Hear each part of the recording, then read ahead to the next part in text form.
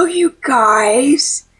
This is kind of my first time actually verbalizing my story on the internet and telling you guys my experience.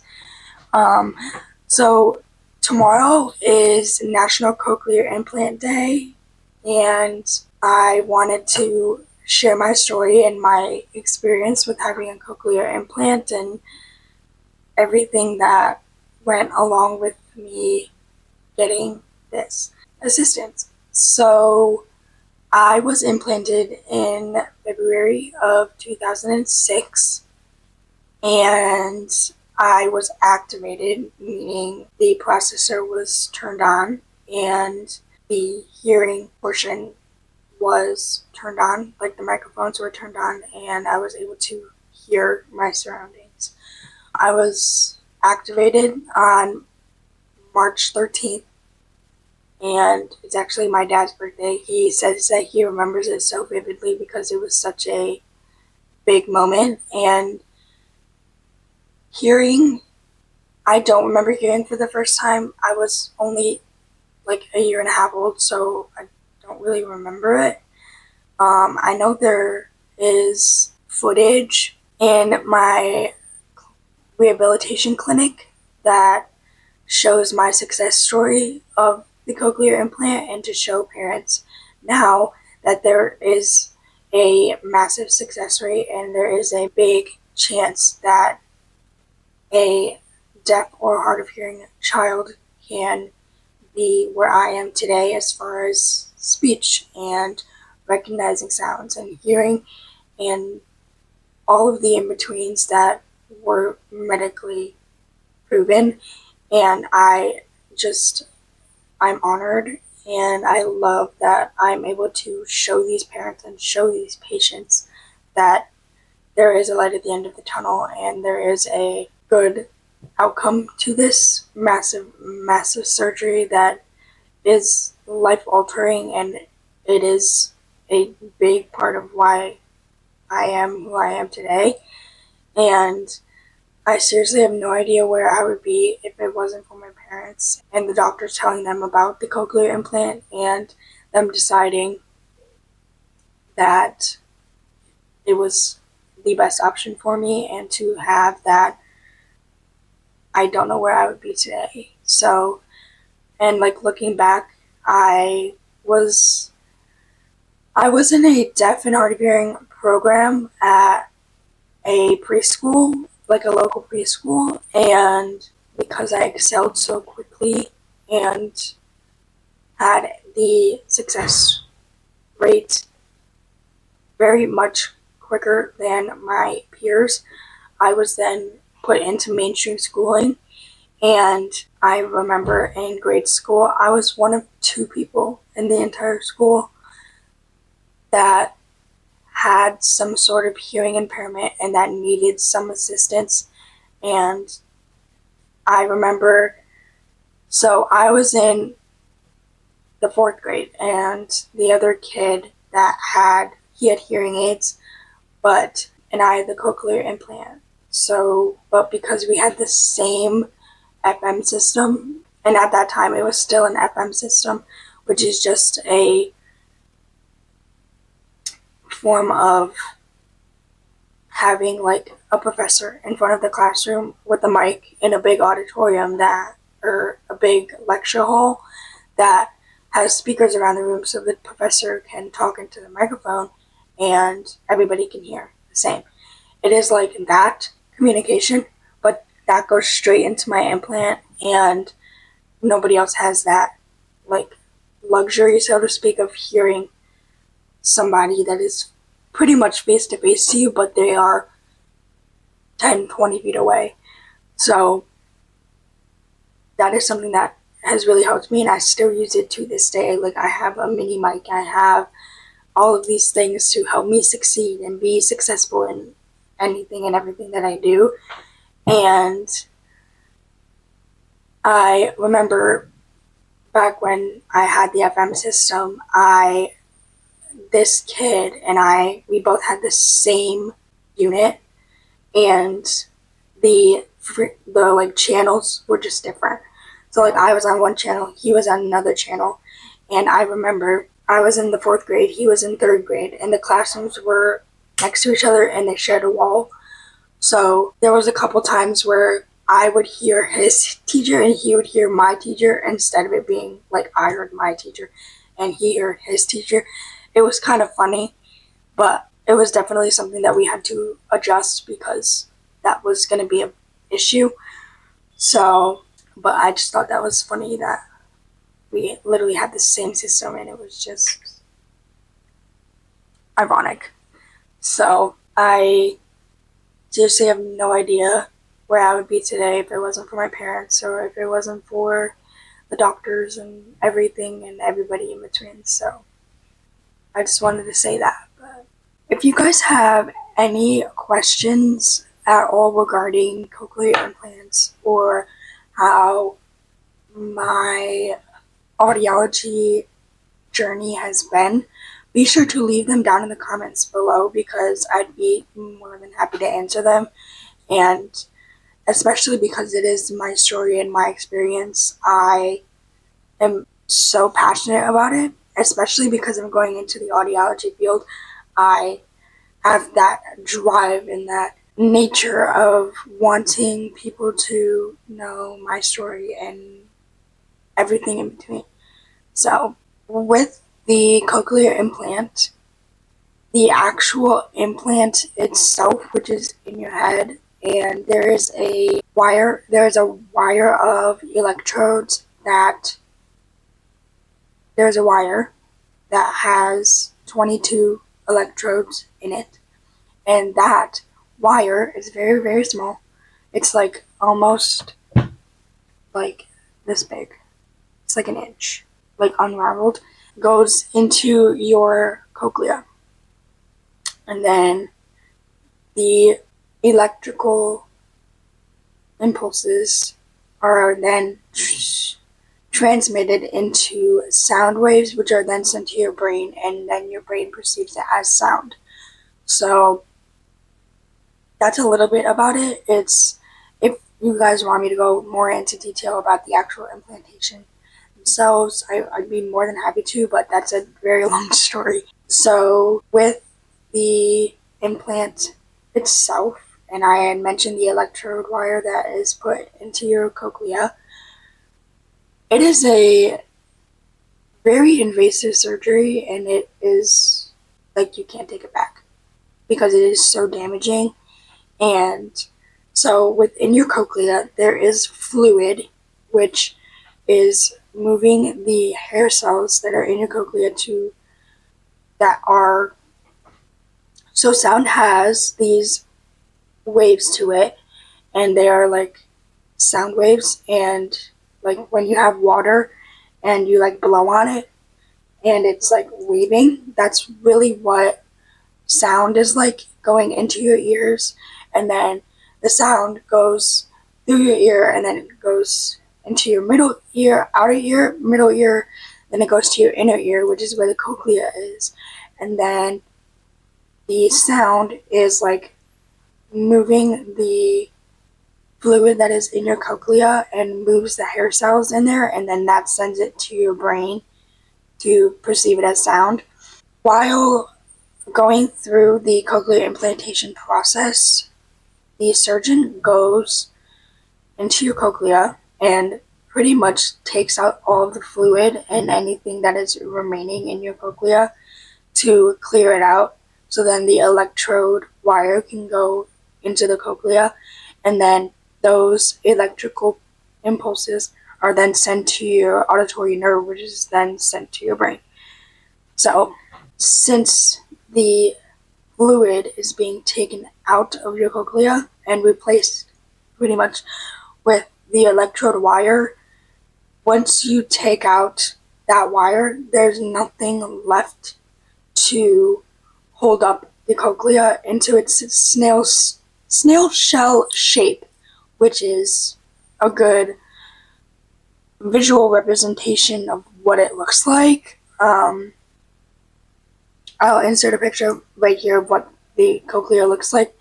So there's fluid in there, and once you take out that fluid and then the wire, and then if by any happenstance you have to get the implant removed, then once that is taken out, pretty much all that's left is the shell of the cochlea. There's nothing left in there, so it tends to it can shrivel up. It looks like in my opinion, it would be, or like in my, like, I don't know if this is actually true, but for my representation, it looks like a raisin. So because there's nothing left in there to hold it up and hold its structure, it just crinkles up. So by the grace of God, I haven't had any issues with the actual internal implant itself, which is very good. If there was any issues, it's very scary. The chances of the actual internal implant being replaced or having it to be removed and fixed and whatever, it is a very small percentage, because the surgery is it's pretty much permanent and it's irreplaceable. So there's really nothing to change it. The only part that changes is the external portion, which is this right here.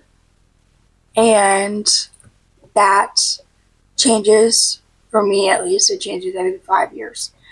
So every 5 years, I am eligible to receive a new processor. That is what the external portion is called. The magnet itself that is in my head is the implant. This is just the processor. So this is the part that the sound comes into. So there's little microphones. Yeah, I'll show you. These two black dots are the microphones. This is the on and off button, and this is the light to say, so it's blinking orange right now, which is meaning that it is off of my head. This is the battery pack. It just twists off. Twist it back on. This is the hook that holds on to my ear. And then this is the magnet that is then attaches to my head like this. Okay, so that's what it looks like. That's what the processor looks like. I got this exact processor in 2023 at the beginning. It was like April, I want to say. I got it March or April of 2023. And when you get a new processor, it takes time to adjust, because as technology grows and with the advancements that are with the processor itself, it just evolves and grows as any. It's like a phone now is much different than it was 3 years ago. I love this processor because it connects to my phone. So every time I have a phone call, it connects straight to my implant, and I can play music.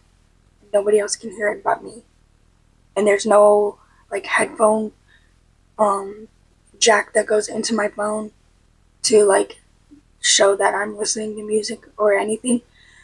So, and I cannot have the earbuds, like the AirPods. I can't have those because the microphones are up here. So having something in the ear it just doesn't work. So my headphone of choice is like over the ear headphones. So these are my AirPod Maxes.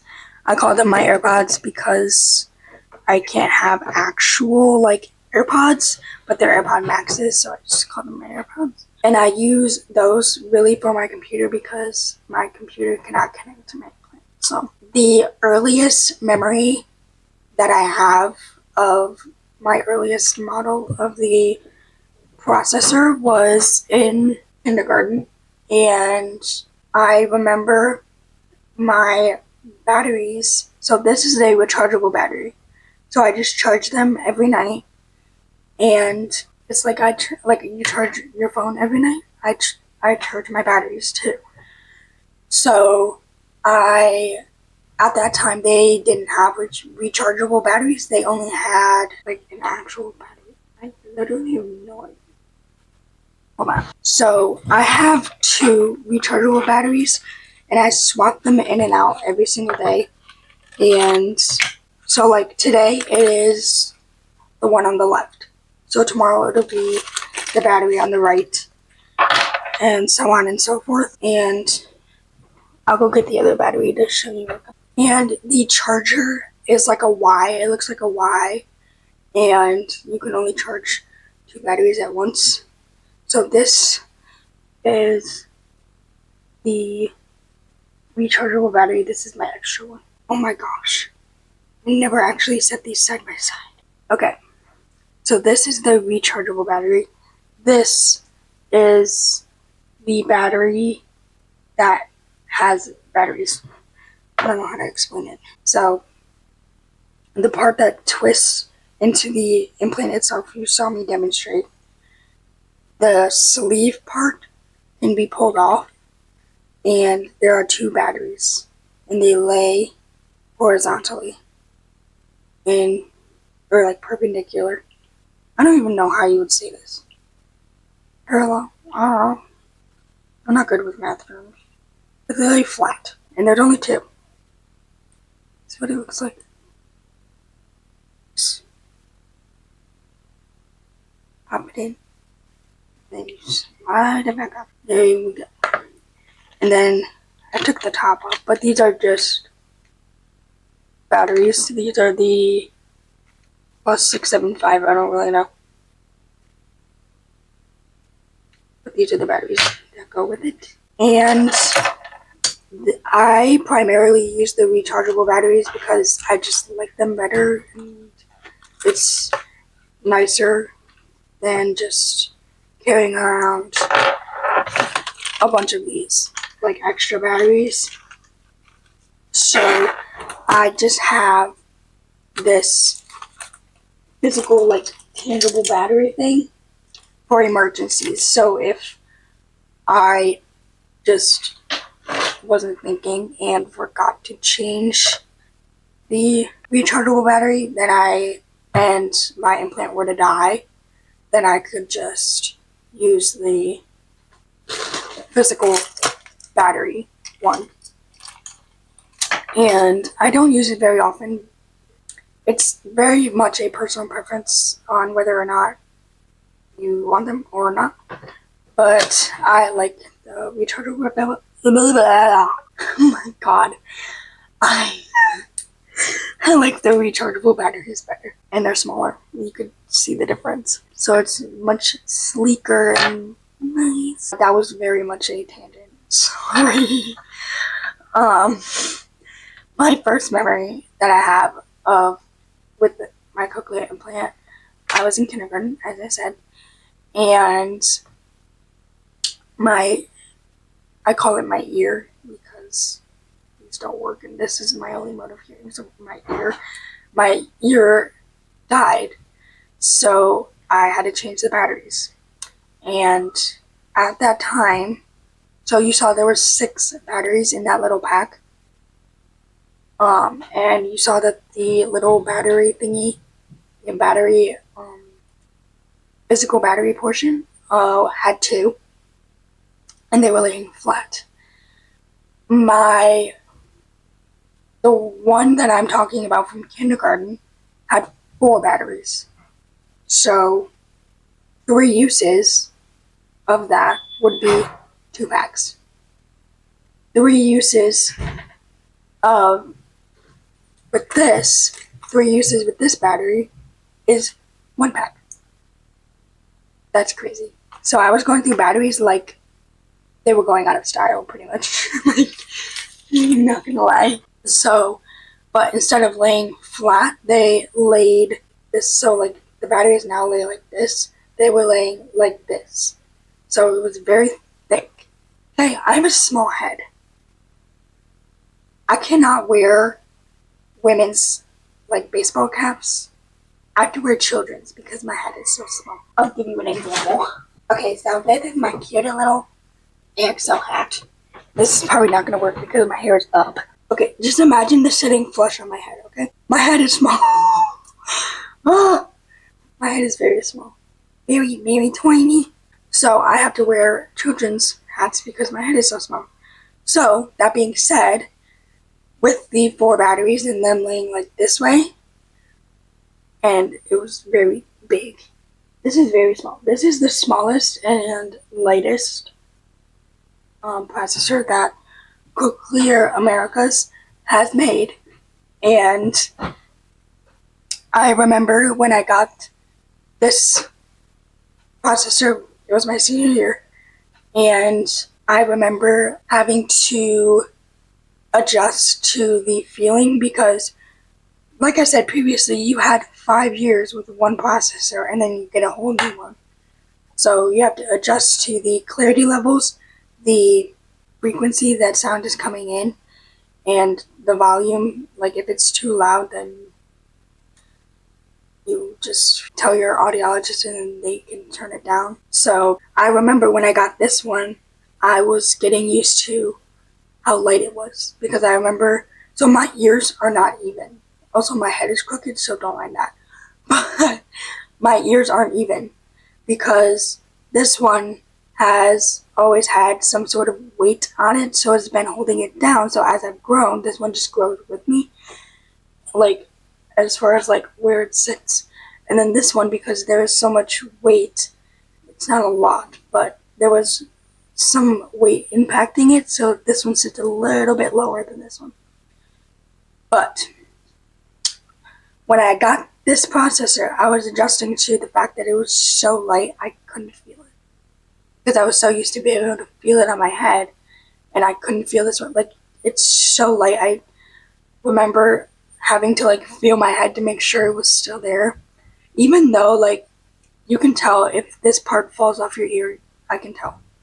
Because like it's like banging on stuff and my voice sounds a little bit louder and I can just tell. But I remember having to feel if it was there, even though like if it wasn't there, I wouldn't be able to hear. But besides that, I was so used to having that tiny bit of weight on there that having basically it feels like nothing. So with this being there, I was like, oh my gosh, like is it still in my head? So that was definitely one of those big things. But overall, I love it so much, and you probably wouldn't even know that I am deaf and that I have a hearing impairment because my speech and how I carry myself is very much not like a deaf person, like what a typical deaf person would be. And that is really only because I had years and years of speech therapy, and my entire family is hearing, so they've accommodated to me, and none of them know ASL. I'm not fluent in ASL. Okay, that is not my strong suit. My strong suit is verbal and oral communication, and lip reading is such a big thing.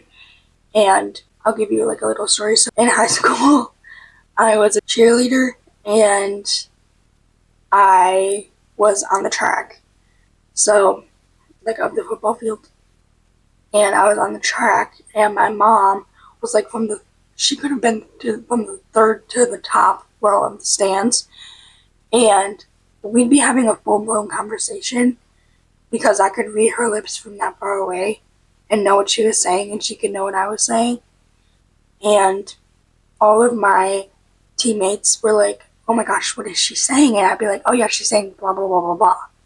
And they'd be like, oh my gosh, you're so cool. Like, I could never do that. And it's just because, like, I grew up with my parents. So, like, they know me, I know them, like, everything. And I have seriously no idea what I would have done if it hadn't been for the cochlear implant and have like my success with it, it's just unimaginable. And I'm so thankful that my parents made that decision and said to the doctors, we'll do the surgery, we'll get all of the assistance that she may need, and it doesn't matter if the deaf community doesn't approve of her having a cochlear implant. I want her to live as normal of a life as she can and just be like, that's really it. Like, you just want to be a kid and you want to be able to grow up and have all of these experiences. So that's just a little tidbit. But yeah, so that really is a big summation of my story, and I'm so thankful and grateful and blessed that everything happened the way that it did, and I was able to get the help that I needed and everything in between. So if you guys have any questions, please leave them in the comments below. Send me a DM on Instagram or on TikTok, and I'll put them right here, and I will answer you as quickly and as promptly as I can. And I love talking about this. It's seriously the biggest